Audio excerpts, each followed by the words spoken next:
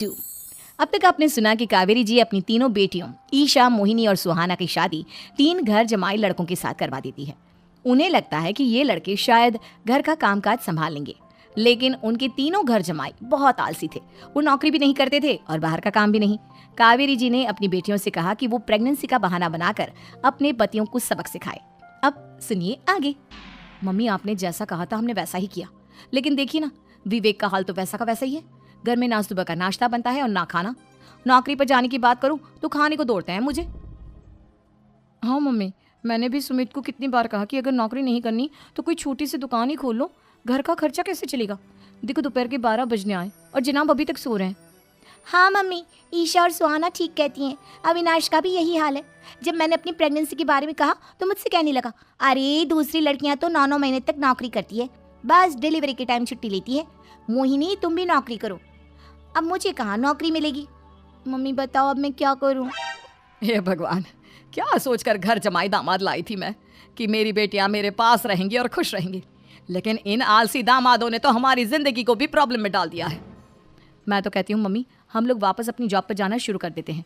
बता देते हैं इन लोगों को कि हमने प्रेगनेंसी का बहाना किया है। नहीं नहीं बेटा, ऐसी गलती भी मत करना। अगर तुमने ऐसा किया तो इन तीनों की आदत और खराब हो जाएगी। अरे आज नहीं तो कल कभी तो तुम प्रेग्नेंट होगी, तब वापस यही प्रॉब्लम आएगी। तब क्या करोगी तुम तीनों। हाँ मम्मी, आपकी बात तो बिल्कुल सही है। इन लोगों को तो सुधारना ही पड़ेगा। लेकिन कैसे? अपने बच्चों के आने की खबर सुनकर भी इन लोगों पर कोई असर नहीं हो रहा। पैसे कमाने के लिए घर से बाहर निकलना ही नहीं चाहते ये तीनों। अब मेरे दिमाग में एक प्लान आया है। तुम तीनों चिंता मत करो, उन तीनों को बुलाओ, फिर मैं बात करती हूँ। थोड़ी देर बाद कावेरी जी अपने तीनों दामादों को सामने बुलाकर अपनी बात कहना शुरू करती हैं। अविनाश, सुमित और विवेक, देखो बेटा, मैं ना तुम तीनों से बड़ा प्यार करती हूँ, इसीलिए तो तुम्हें घर जमाई बना कर रखा है मैंने। अरे मम्मी जी, सीधे सीधे कहिए ना, क्या बात है। प्यार तो हम भी आपको बहुत करते हैं। अरे मम्मी जी, आपकी इज्जत भी बहुत करते हैं। अरे भैया, आपके जैसी सास और कमाने वाली बीवी सबको मिलती है क्या? हाँ मम्मी, विवेक और सुमित ठीक कह रहे हैं। आपकी बेटी से शादी करके मेरी तो जिंदगी ही अच्छी हो गई है। जानती हूँ मैं, और ये भी जानती हूँ कि तुम तीनों अपनी अपनी बीवियों से बहुत प्यार करते हो। बेटा, बात ऐसी है कि हमारे कुल गुरु ने कहा है कि प्रेग्नेंट होने के बाद मेरी तीनों बेटियां शुरू के 4 महीने हमारे गांव में जाकर रहेगी, जहां मेरे चाचा जी रहते हैं। अरे लेकिन क्यों मम्मी, गांव में जाकर रहने की क्या जरूरत है इन तीनों को। वो क्या है ना बेटा, हमारे परिवार को एक श्राप है। अगर मेरी बेटियों ने यहाँ पर बच्चा पैदा करने की कोशिश की तो उनके बच्चों को कुछ भी हो सकता है। इसलिए अब से लेकर 4 महीने पूरे होने तक इन्हें गांव वाले घर में रहना पड़ेगा। हाँ तो इसमें प्रॉब्लम क्या है मम्मी जी? हम भी वहाँ जाकर रहेंगे, पिकनिक मनाएंगे। अरे भाई, बीवी जहाँ हम भी वहाँ। हाँ यार, आइडिया तो बहुत अच्छा है।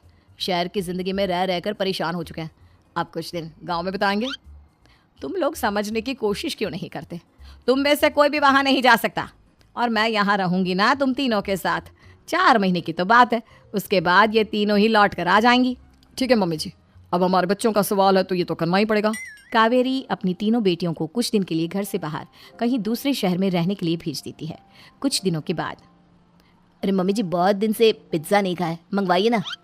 क्या बताऊं बेटा, पहले तो बेटियां खर्चा दे देती थी क्योंकि उनकी नौकरी थी, लेकिन अब तो मेरे पास पैसे ही नहीं बचे। थोड़े बहुत पैसे हैं जो बच्चों की डिलीवरी में काम आएंगे। लेकिन मम्मी जी, आपकी बेटियों को वापस आने में तो अभी बहुत वक्त बाकी है। वही सोच सोच कर परेशान हो रही हूँ। सोच रही हूँ कल से दूध भी बंद करवा देती हूँ। अब दूध वाले को देने के लिए पैसे भी तो नहीं है ना। अरे नहीं नहीं मम्मी जी, अगर दूध भी बंद करवा दोगी तो मुझे चाय कहाँ से मिलेगी? और चाय के बिना मैं तो मर ही जाऊंगा।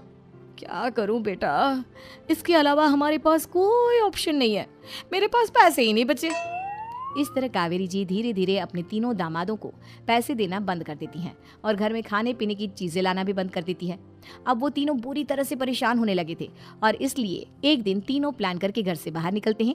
और बाजार में जाने के बाद, यार अच्छा खाना खाए हुए कितने दिन हो गए, पता नहीं कब अच्छा खाना मिलेगा। हमारी बीवियों के जाने के बाद तो हमारी हालत भिखारियों जैसी हो गई है यार। कुछ भी हो, मुझे तो आज पिज्जा खाना ही खाना है। जेब में 1 रुपया नहीं है और पिज्जा खाएगा, कहाँ से आएंगे पैसे? अरे देख, वहाँ सामने बोर्ड पर क्या लिखा हुआ है, कंप्यूटर पर काम करने के लिए एक आदमी की आवश्यकता है। भाई मैं तो जा रहा हूँ, काम करूँगा और शाम तक पैसे लाकर आराम से पिज्ज़ा खाऊंगा। जा जा, तुझे कोई काम नहीं देने वाला, हम तो घर जा रहे हैं। चल भाई सुमित। सुमित और अविनाश वहाँ से चले जाते हैं और विवेक उस कंप्यूटर शॉप पर सारा दिन काम करके 5,000 रुपये कमा कर घर लौट कर आता है और अपने खाने के लिए अच्छी अच्छी चीज़ें भी लेकर आता है। ये देखकर विवेक और सुमित के दिल में भी कुछ पैसे कमाने की इच्छा जागती है। अरे सुबह सुबह कहाँ चल दी है तुम? मम्मी जी एक बहुत अच्छी जगह मिली है। कंप्यूटर पर काम करने के 5,000 मिले थे कल मुझे। अगर रोज काम करूंगा तो पूरे 40,000 की तनख्वाह। अरे वाह, ये तो बहुत अच्छी बात है दामाद जी, आपको जाना ही चाहिए। सुमित और अविनाश विवेक को इस तरह तरक्की करते देखकर परेशान हो जाते हैं और वो दोनों भी काम की तलाश में निकल पड़ते हैं। धीरे धीरे उन दोनों को भी काम मिल जाता है।